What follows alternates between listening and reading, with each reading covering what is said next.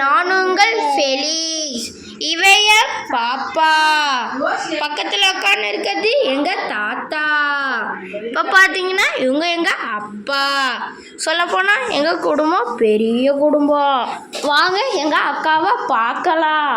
வாங்க காய்ஸ் போகலாம்.